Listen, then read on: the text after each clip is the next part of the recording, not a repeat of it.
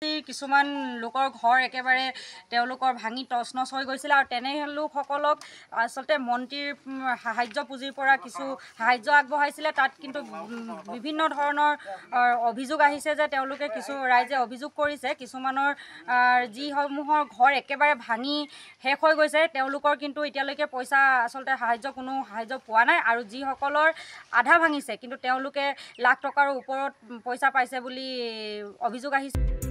সোণাৰীত ধুমুহা বতাহত ক্ষতিগ্ৰস্ত পৰিয়ালক সাহায্য প্ৰদানত অনিয়ম হোৱাৰ অভিযোগ ৰাইজৰ। জিলা আয়ুক্তক স্মাৰক পত্ৰ প্ৰদান কৰে স্থানীয় ৰাইজে। চৰাইদেউ জিলাৰ সোণাৰী সমষ্টিত যোৱা 27 এপ্ৰিল তাৰিখে সমষ্টিটোৰ বহু অঞ্চলত ধুমুহাৰ বাবে বিস্তৰ ক্ষতিসাধন হৈছিল। বহু পৰিয়ালৰ বাসগৃহ ভাগি পৰাত গৃহহীন হৈছিল বহু লোক। সমষ্টিটোৰ ধুমুহা বতাহত ক্ষতিগ্ৰস্ত পৰিয়ালক মুখ্যমন্ত্ৰী সাহায্য পুঁজিৰ পৰা এককালীন সাহায্য প্ৰদান কৰা হয়। ক্ষতিগ্ৰস্ত বহু পৰিয়ালৰ বাসগৃহ সম্পূৰ্ণ ধ্বংস হোৱাৰ পাছতো ফুটা কৰি এটকাও নোপোৱাৰ অভিযোগ উত্থাপিত কৰিছে সাধাৰণ ৰাইজে। ইফালে বহু লোকৰ বাসগৃহ সম্পূৰ্ণৰূপে ভাঙি পৰাৰ পাছত 4,000 পোৱাৰ বিপৰীতে এখন টিন বা গাড়ীৰ গেৰেজ গোহালি ভঙা পৰিয়ালে পাইছে 1 লাখ টকা পৰ্যন্ত। তাৰ পাছতে এতিয়া ক্ষোভিত হৈ পৰিছে স্থানীয় ৰাইজ আৰু সমগ্ৰ ঘটনাৰ উচিত তদন্ত বিচাৰি চৰাইদেউ জিলাৰ আয়ুক্তক স্মাৰক পত্ৰ প্ৰদান কৰিছে স্থানীয় ৰাইজে। আমাৰ ঘৰটো টিংবোৰ উৰুৱাই নিছে। আমাৰ মানে বাঁহকেইডাল থাকিলে টিংবোৰ উৰুৱাই নিলে। পইচা কিমান পালে? এটকাও নাই দিয়া। সেইকাৰণে যাবলৈ ওলাইছিলোঁ। ত্ৰিপাল পালে? ত্ৰিপাল দিলে। ঘৰটো চায়েতো ত্ৰিপালখন মোকতো 3 নম্বৰতে মাতি পিনি দিলে বোলে আমুকৰ ঘৰত ত্ৰিপাল দিয়কহি। সেই ত্ৰিপালখন তৰি এতিয়ালৈকে আছোৱেই সেনেকৈ। এতিয়া কি ক'ব? এতিয়া কি ক'ম মানে বাকী যেনেকৈ ইবোৰক যেনেকৈ সাহায্য কৰিছে আমাক কৰিলেও আমি ভাল পাম আৰু। ঘৰে ভাগিলে, থকা ঘৰো ভাগিলে আৰু ভাত শাক বনোৱা ঘৰো ভাগিলে। আমাক এতিয়ালৈকে একো দিয়া নাই, কিন্তু আমাক চৰকাৰ ফালৰ পৰা কিবা এটা দিব লাগে। আমাৰ ল'ৰা ছোৱালীকেইটা বহুত ভয় খাইছে, আজিও মানে ভয়তে থাকে। বতাহ ধুমুহা দিলে ভয় কৰে। ত্ৰিপাল লগোৱা ভাগে আছে? ত্ৰিপাল লগোৱা ভাগে আছে।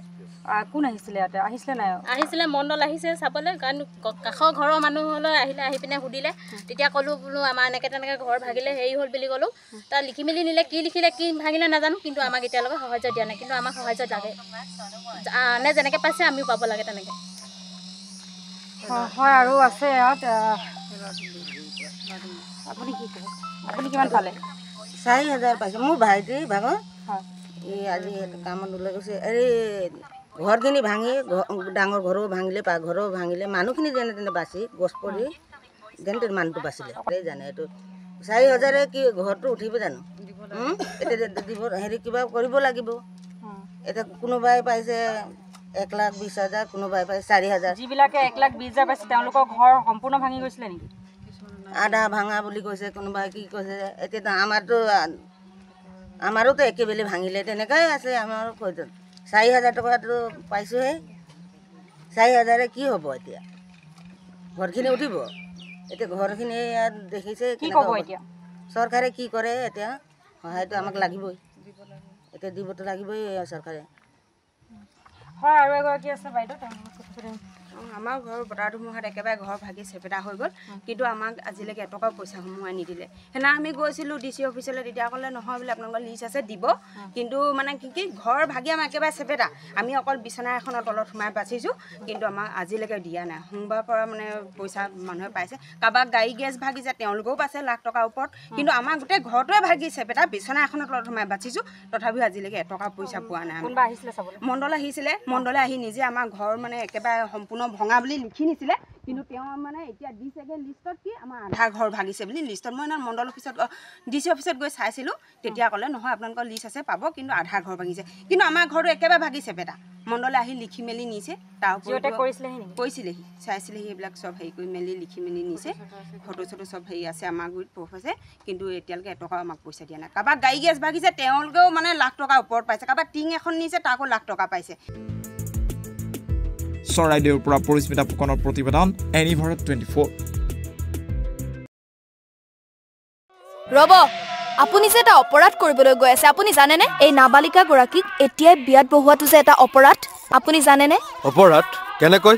মোৰ ছোৱালী মোৰ কথা তুমি যিয়েই নোকোৱা ভূঞা 18 বছৰৰ তলৰ যিকোনো কন্যা সন্তানৰ বিয়া দিলেই আইনগতভাৱে এক দণ্ডনীয় অপৰাধ বিয়া দিয়াজন যিমান দায়ী বিয়া পতাজনো সমানে দায়ী এতিয়া তাই পঢ়া শুনা কৰাৰ বয়স খেলা ধূলা কৰাৰ বয়স তাইক খেলিবলৈ দিয়ক পঢ়িবলৈ দিয়ক আৰু চাব এদিন আপুনি তাইক লৈ গৌৰৱ অনুভৱ কৰিব পাৰিব এতিয়াই তাইক সংসাৰৰ বুজা দি তাইৰ ভৱিষ্যত জীৱনটো অন্ধকাৰ কৰাৰ অধিকাৰ তোমাৰ জানো আছে মোৰ ভুল হৈ গ'ল মাজনী মোক ক্ষমা কৰিবা শিক্ষা ল'ৰা ছোৱালী উভয়ৰে প্ৰাপ্য আৰু অধিকাৰ আপোনাৰ কন্যা সন্তানক তাইৰ এই প্ৰাপ্যৰ পৰা বঞ্চিত নকৰাব বাল্য বিবাহ ভাৰতীয় আইনৰ দ্বাৰা বিহিত এক দণ্ডনীয় অপৰাধ এনে অপৰাধ কৰি আপোনাৰ কন্যা সন্তানৰ ভৱিষ্যত অন্ধকাৰৰ মাজলৈ ঠেলি নিদিব